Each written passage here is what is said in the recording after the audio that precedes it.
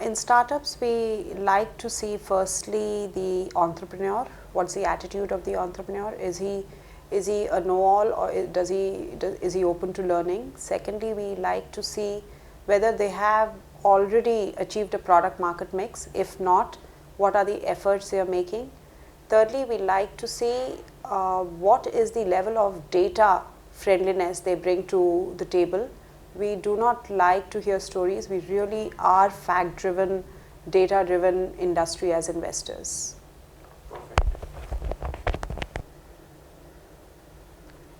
Okay, for startups, as an investor, I'd like to advise them that one is to build a startup. That's the easiest part.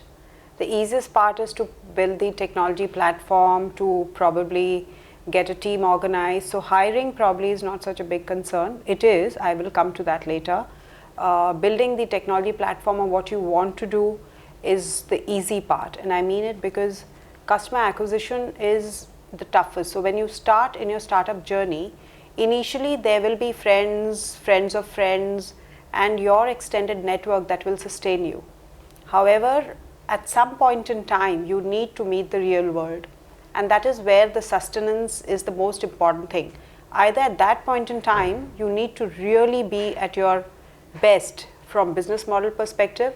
Hopefully with your own, in your extended ecosystem, you have factored in all your learnings that you had to do with respect to the product, which needs to be ready with the learnings you should be ready with to take it forward beyond your ecosystem. If within that learning, when you were really working within your friend of friend and ecosystem, if your business model is not matured, then going out and testing the market will really not be sufficient.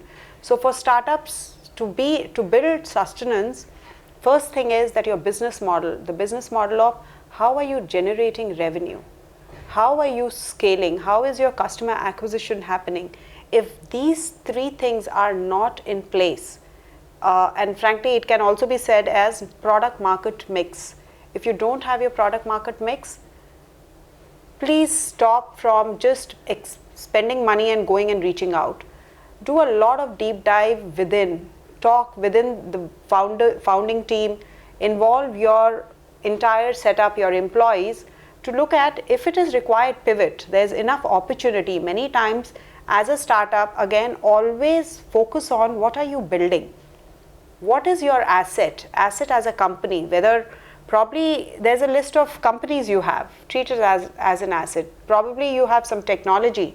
A lot of people have technology. Maybe you don't have an IP, but the way a process that you have defined, which is giving some advantage to some of your customers, that's an asset.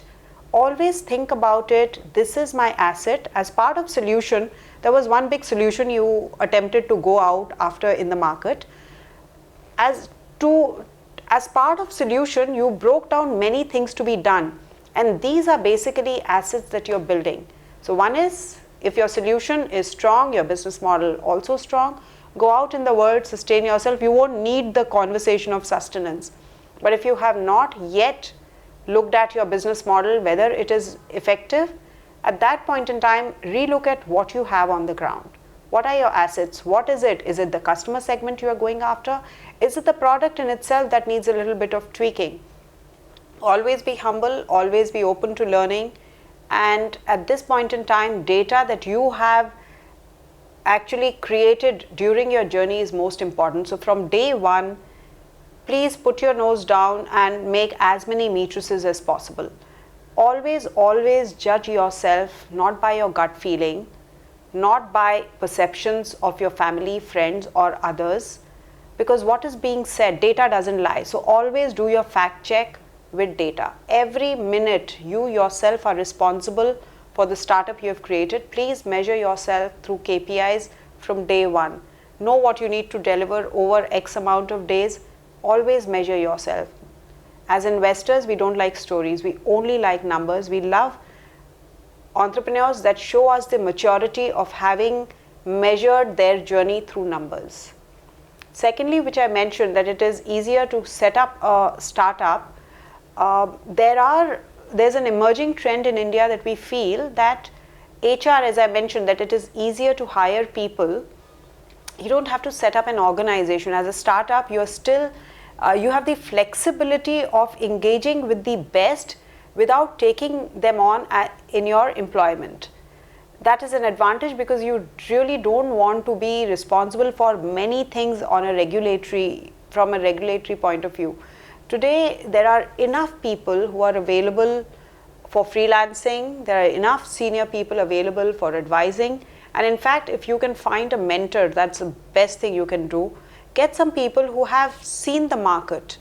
They are from same type of market that you are really starting to work with. Have mentors around, because you might have a different way of looking at a problem, but many times the reality of life and sometimes experience also needs to be, that filter is required. We are not saying experience is the only thing, because frankly, if experience was working, it would work for the elder generation. Elder generation today are really, half of them are investors like me or consultants. So it is for the startup, the next generation, that has to come up with new ideas. But a simple thing like, if you have receivables, an elderly CA will immediately say, let's do bill discounting. So these are few things that is in their blood, because they've done it all through years. Some receivables which is bogging you down in your operations, a senior person will immediately tell you these are the ways you can get it off and probably profit on it. So this is where you need a mentor or somebody in the ecosystem advising you.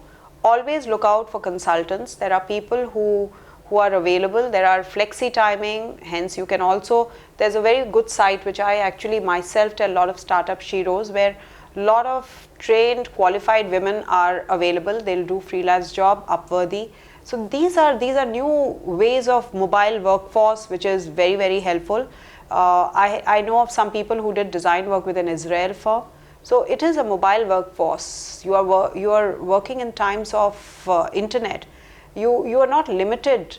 As long as you get into your head that core team is this and rest all will be outsourced, what is not core as a function, outsource and probably get the best people working for you. So it's just a mindset. Thank you.